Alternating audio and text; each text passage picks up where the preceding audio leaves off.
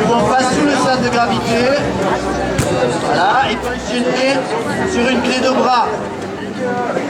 On va refaire, c'est un peu plus spectaculaire, encore une fois. Donc un déplacement, on projette et on enchaîne sur une technique Jujigatame. Alors on peut gagner debout, on peut également gagner au sol. Elle ne peut pas le faire, si elle le fait, elle a décidé, voilà. Sana va nous montrer après un étranglement sur Ippon Seoinage. On peut attaquer à partir d'une attaque de hooké.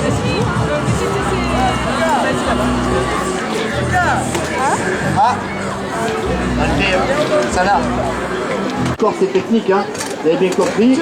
Donc c'est toute une approche de motricité, la maîtrise de l'espace avant-arrière, la maîtrise de leur propre corps à base d'exercices simples, de jeux et de circuits d'entraînement. Donc après progressivement on aborde les apprentissages techniques. Donc là il va recommencer, on va faire une attaque sur l'avant, le partenaire se met sur l'arrière et on va le projeter sur l'arrière. Donc là pour moi, le principe global c'est attaquer au bon moment, dans la bonne direction.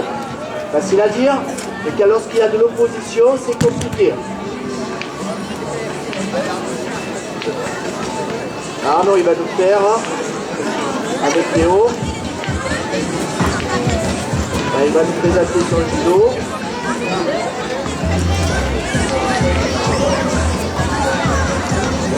Voilà, tout un contrôle, Ippon Seoinage, on commence. Regardez, il amène son partenaire dans la bonne direction. Il tourne le dos et il contrôle son partenaire. L'objectif, c'est de projeter, ça lui permet, bien entendu, si vous vous retrouvez en situation dans la rue, ce sera autre chose. Mais ce n'est pas l'objectif du judo. C'est pas ce qu'on apprend aux enfants, d'accord? C'est toujours le contrôle du partenaire, parce que sans lui, on ne peut pas travailler. Voilà. Shibata. Donc sachez quand même pour information qu'on a une de nos élèves qui a participé aux Jeux Olympiques de Pékin 2008 et que là on a un de nos élèves qui a fait le championnat du monde à Astana au Kazakhstan qui combat demain à Brazzaville pour les Jeux africains et qui est en course également pour les Jeux de alors les Jeux de Rio de Janeiro. Nathan il va recommencer. Donc là, il va attaquer debout et il va suivre au sol. Ah, il ouvre, il projette, il va enchaîner sur une technique de retournement où il remonte sur le partenaire pour le faire abandonner. Bien. Bastien, il va nous faire quoi? Donc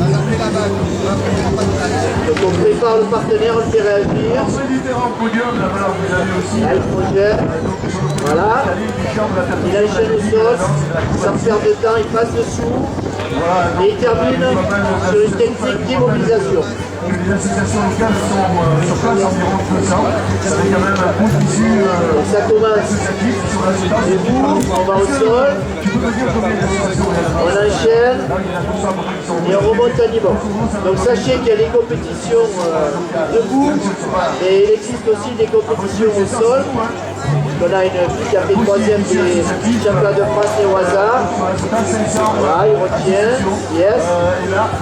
Donc là, c'est coupé, ces techniques qui sont étudiées la semaine dernière, cette semaine. Hein. C'est du fait qui va commencer yes. Il contrôle bien. On a doucement sur l'attaque de groupe. Là, il contrôle. Et il enchaîne sans perdre de temps sur la technique d'immobilisation.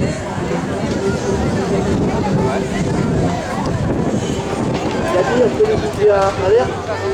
Allez.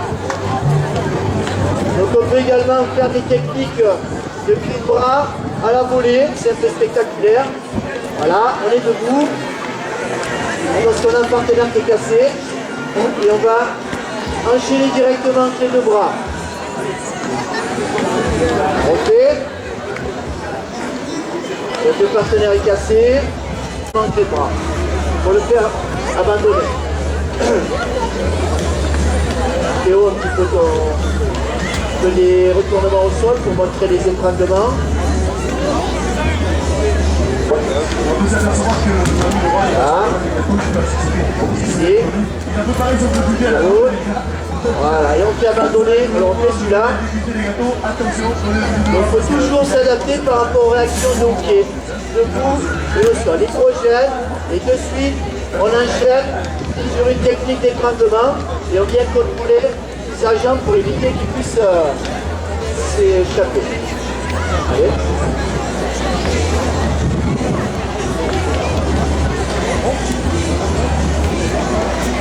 Donc là il passe dessous.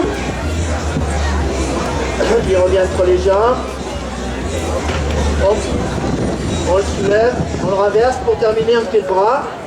Il va le refaire. Voilà, Jim. Il passe dessous. Il se remet sur les fesses. Le partenaire fait une erreur et là on va terminer un Jujigakami, on serre bien les genoux. Voilà, on peut faire abandonner. Pour les 3 ans, on leur fait pas faire ça, je vous rassure. Hein. C'est autre chose, c'est un autre côté. Voilà, merci. Et bien entendu, après, à la fin du cours de judo, tous les élèves arrachent leur kimono, le respect, arrachent leur ceinture. Donc ils vont, là, le professeur il va les prendre en photo. Et on va terminer par le traditionnel salut qui marque la fin du cours. Et le respect du tatami, des élèves et du professeur. Merci pour votre attention.